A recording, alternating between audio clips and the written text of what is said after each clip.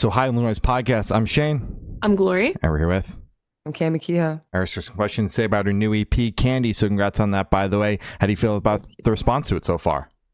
I feel good. It's been a trip. I love how relatable it is to everybody. You know, it was a very like personal EP to something I was going through, and to see how many people actually related to it made me feel super connected with my audience. So that was cool.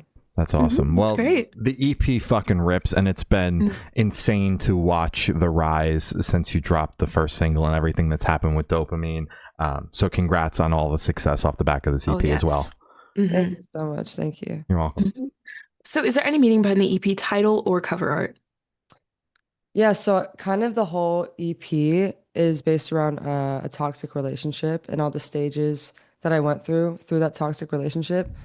But I tried to like correlate it through metaphors about like a drug addiction. So I tried to like basically like show the similarities between like a drug addiction and like a toxic relationship.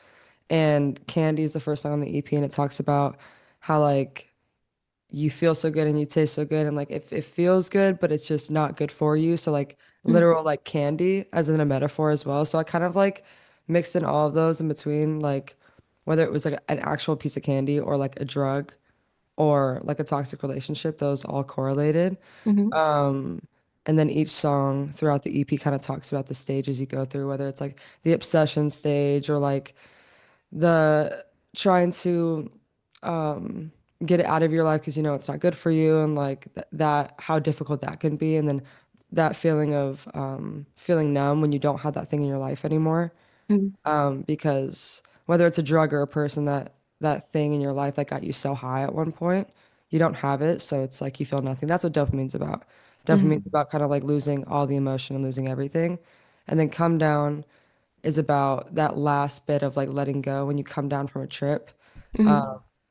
It's difficult, and it's like probably one of the scariest things, and like you know, or when whether someone's like withdrawing, that's like really difficult to go through, and like same thing with like a relationship. I think getting out of something that's so toxic that you kind of like relied on or you felt like you needed, but you know it's not good for you, like all of that. So kind of like the whole EP is just about trying to mix those things in between together. So it's universal to like everybody, honestly.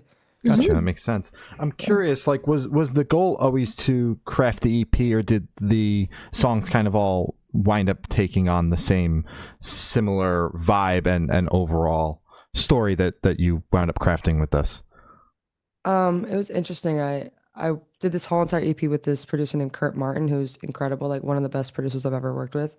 Mm-hmm. And it was interesting when we met. The first song we made was Obsessed. We kind of wanted to go in like this dark pop lane, and my last album was pretty on the like it was rock, but it was all different types of genres of rock, and I really wanted to find a sound that made sense for me. And so I love dark pop and electronic music and all that stuff. So we mixed that, and so we made Obsessed. And at the time, not to air out his shit, but he was also going through a breakup as well. So we were both going through something super similar with a toxic relationship. And we kind of, I feel like, just fed off of each other, whether it came to him making a guitar sound that I felt had that pain in it, and I like wrote to it. It's like the whole EP has a lot of emotion, I think, from both of us Mm-hmm. because we were both going through something similar. Yeah, but the way the EP came together was so strange because we wrote Obsessed first. It was the first session I ever had with Kurt. And then the next day, I was in the shower and I wrote the first line of Candy, the you taste like candy, but you're rotting my teeth. Like that whole melody, I just like Mm-hmm. thought of in the shower. And I was like, this is badass. I need to like go record this. So I showed him that melody, which I usually don't come up with a melody first, like ever. That's not usually how I do that. Mm-hmm. Then we wrote Candy. And then there was like three songs I don't think that made the EP, but we kind of just were in sessions like every other day. And I kind of knew when I had the five, I was like, these are it. And this is the EP, Mm-hmm. and this is the order. And like it needs to be the stages of like a toxic relationship and a drug addiction. Like it needs to correlate with those. Yeah. Gotcha. Hmm. I know you mentioned you had the one melody that you came up with in the shower, but outside of that, did you have anything that you came into these sessions that you wrote outside of, or was a majority of the writing done with Kurt, in the box, so to speak? It was done in the studio with Okay, Kurt. Yeah, I Hmm. think. Yeah, gotcha. the only melody I came up with was Candy outside of the studio. Okay, that Okay. makes sense. Makes sense. So what song off the EP took longest to write, and which one is your personal favorite? I think Make You Hate Me was the longest to write. Usually I write the songs pretty fast. We finished the songs in one day. So all the songs on the EP we finished in one day. It didn't take multiple days to write. But that one did take the longest that day because I feel like that one was difficult for me to write about because it was like the most like vulnerable on the EP. That was like a song like I didn't want to admit. There was a lot of things in that song that were toxic on my part that I Hmm. feel like I was like, oh, like I don't like want to talk about this. I'm not proud of like the way I handled certain situations, but honestly, like when the emotions are high and it's a toxic relationship, there's a lot of things like I wish I can go back and take back and whatever. But Hmm. I wrote about it, and that's what helped me, and that's what was like my form of therapy, and that helped me like understand myself and the situation a bit more. So like, yeah, that song probably took the longest just because it was the hardest to pull out. Um, and sometimes when I could feel that like that pull with myself, it hurts, and I don't want to talk about it. So I tried to like, oh, let's write about something else, but like Kurt was really good at pushing me to be like, no, like dig deeper and pull from that place. Like even though it hurts, like it hurts me too. Like when you're in the booth singing the songs, like it hurts me listening to them. Like Yeah. there was points where he was like had tears in his eyes in certain lyrics, and he was like, "Damn, like that lyric hurt me. Like that lyric hit." And I Hmm. was like, "It's hurting me singing this shit, bro. Like this is Yeah. like." But it was beautiful because we were able to heal each other through that entire process. And Hmm. now that the EP's out, I feel like I'm healing so many people. Like I get so many DMs about how, oh, this song like healed me through my breakup. Like I met this kid named Juan at my headline show in LA, and he like cried in my arms, and I just held him, and he Hmm. was like, "You helped me through my breakup." And I was like, "This is helping me more than you guys know." Like Hmm. I have this tattoo on my wrist that says "You need them and they need you," and it's like the Hmm. world. Yeah. Because I just really believe in that. Like I need them as much as they need me, and so it's like that's what I do this for. So, I That's love that so beautiful. much. Yeah. Yeah. And your personal favorite off the EP? oh my God, that's so hard. I love Dopamine because it's such like a powerhouse song. I just feel like that holds so much emotion, which is so funny because the song talks about not having emotion. Hmm. And I love when I do that. Like I love when it's like a let's say I write like a sad song but it sounds happy or like vice versa. I love like that like play on I guess words or whatever. So I love Hmm. Dopamine for that reason. But I think Come Down is my favorite. All right. Hmm. The last song on the EP just like I felt like that song holds a special place in my heart because it really helped me like heal. So Hmm. Makes Great. sense. And for this question, I want you to pick your favorite lyric off the EP and what it means to you. it's probably the first song, the first lyric in the entire EP is "You taste like candy, but you're rotting my teeth."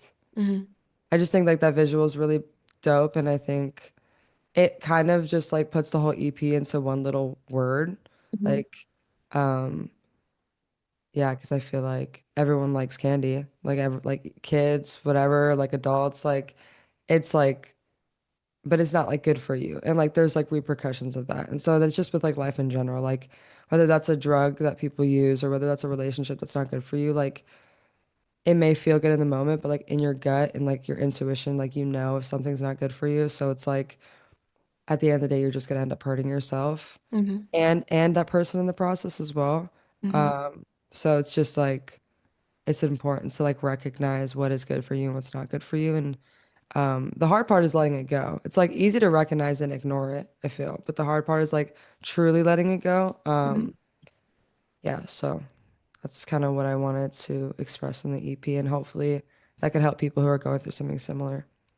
Damn I love straight. that. Hmm. I know you mentioned, all the songs on the EP, they took a day to write.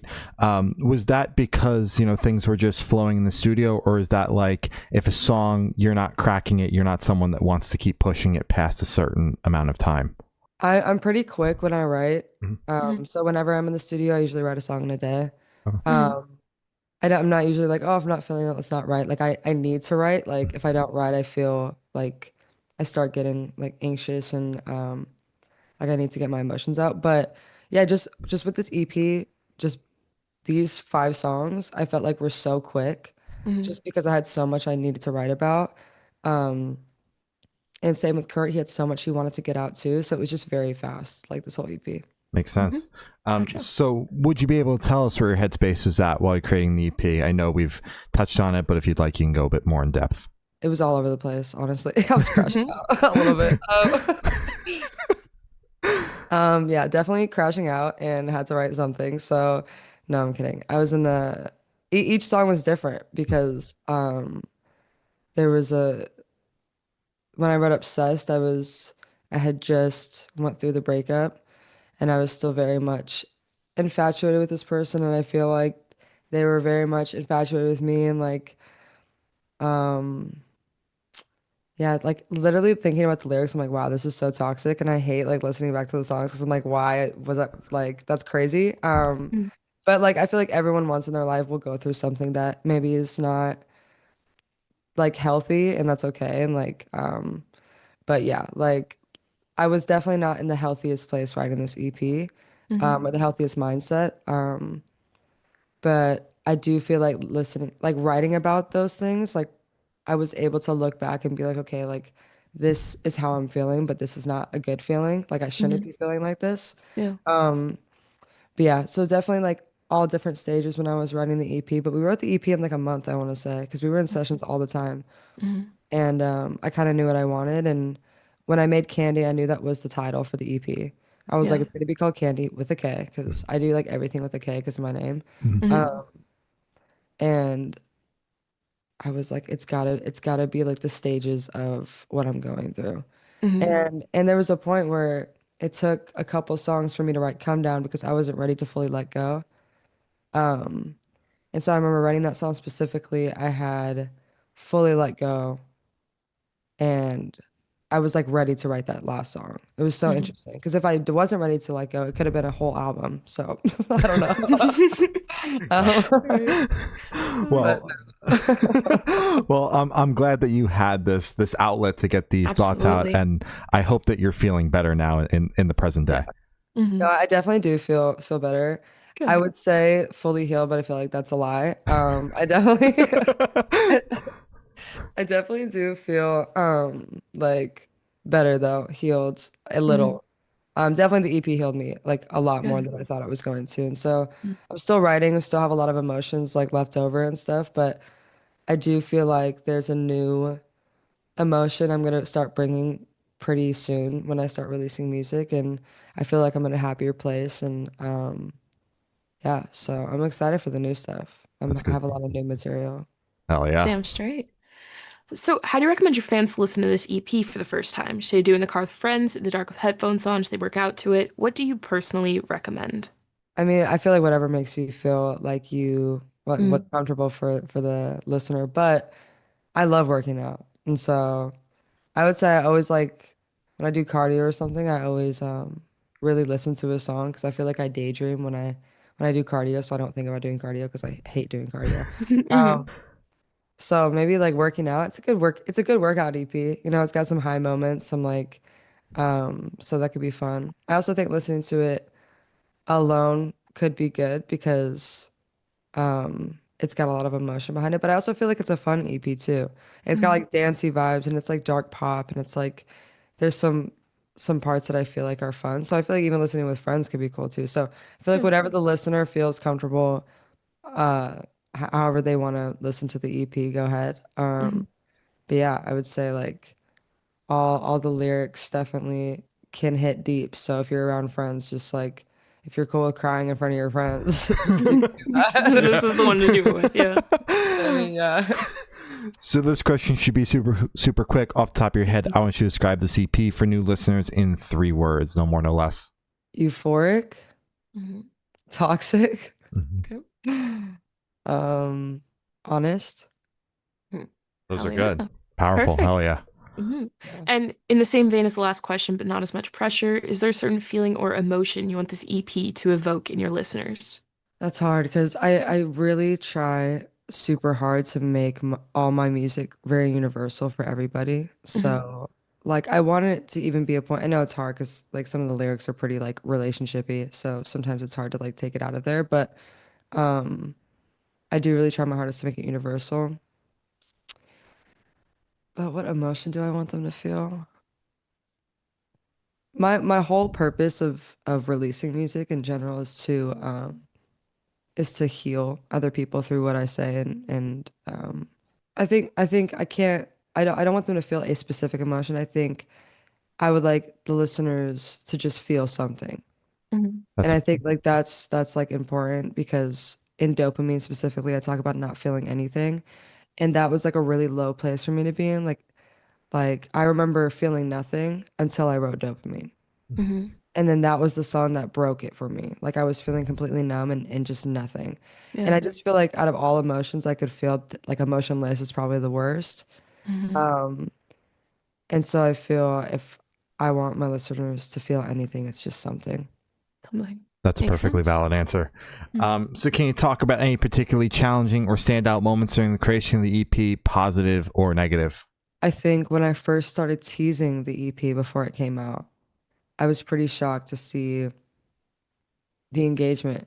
Hmm. Because I had just before I met Kurt and before I did the EP, I went through a super low place on top of my breakup and everything I was going through. I had no management. Um, I was with 10K projects and Coup d'etat last year, running my album, but I didn't know where that was going because I was kind of in a limbo stage. I had just went on tour.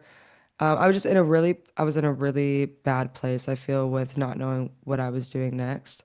Mhm. And also, I love my old album, Revived, but it didn't do what I thought it was going to do. Like, as in, like, it didn't connect with the fans as much as I wanted it to. Um, it did good, but like, not like Candy, I feel. There was like a Mhm. difference when I saw it. So it was really awesome. When I released or when I started teasing, I think I teased Candy first, and immediately I saw the comments. I saw Mhm. the people being like, "Oh my God, like this is literally what I'm going through." And like that to me is like the one thing I saw. I was like, they're going through the same thing as me and people need this right now. Like I just felt like I like didn't want to rush the process, but I knew it Mhm. needed to come out like fast. Yeah. And as soon as that happened, I started seeing the numbers. Then I got signed. Then I got a new manager. Like everything just started Mhm. flowing. And I felt like before the EP came out, I had like felt like the rug underneath me got pulled and I Yeah. lost everything. Um, and I felt like just like I don't know what to do. I lost everything, but it was so good because I started brand new. I feel like I started on a new foundation and I was able to build a better foundation off of nothing. Yeah. And so I met my Kyle, met my Kyle. I met my manager, Kyle Mhm. Hewlett. Mhm. Shout out Kyle. He's a freaking force and he's been like hella helping me through all of this stuff. And just thankful to have him in my on my team now. And then my label's amazing, Atlantic and 10K, and Coup d'etat. And yeah, so everything just seems like it's flowing and the EP is doing really well. And I just love how much it's connecting with people. I think that's like the most important thing for me. So it's like I'm going through my own stuff, but we're going through it together, which I think makes it more special. So, Damn Absolutely. straight. It's wonderful. And for the last couple questions, we're actually gonna shift away from music, if that's okay with you. yep. Cool. So we're actually gonna go straight to death row. Boom. So if you're on death row, what would your last meal be with a drink? Oh my God, that got dark really fast. Hell yeah. She said last meal with a drink. Yeah, come on. Let me know. Maybe a little app if you're feeling it. Okay, okay. Let me think. Mhm. Oh my God, why is this so hard? Let me think. Like all I eat is like chicken and rice. So I'm like, fuck. That's fair, yeah. Um, let me think. Hold on. Damn, I'm like, I can never have this thing again. You know, I have to think about what's really good. Hmm. I love sushi or like anything Yeah. Asian. So Hmm. probably like a nice little sushi platter Hmm. and then like a Diet Coke or some shit. Hmm. There you Hell go. yeah. Hell yeah. That's Um, good. Yeah. and I've done asked the last question. Every single person who's spoken to have said that is the most important question. What's your favorite color? Blue. Specific shade of blue? I like all blues, but maybe like an ocean blue or something. All right. Yeah, That's solid. perfect. So as I said, that's all the questions of today. Is there anything that you would like to plug? Go listen to Candy if you haven't, Mhm. and follow me on all my socials. It's just my name at Kami Kehoe. And I'll be posting more content, more unreleased songs. I want to do something special for these next rollouts or these next songs I'm going to release, and I kind of want to let my audience choose the next singles. Mhm. Don't know how I'm going to do that yet, but I do want them to pick him. Um, I have a lot of stuff in my back pocket that I'm just excited to release. So, yeah. Hell yeah. Beautiful. All right. Well, thank you. It's been Kami Kehoe, and we have been the Good Noise Podcast.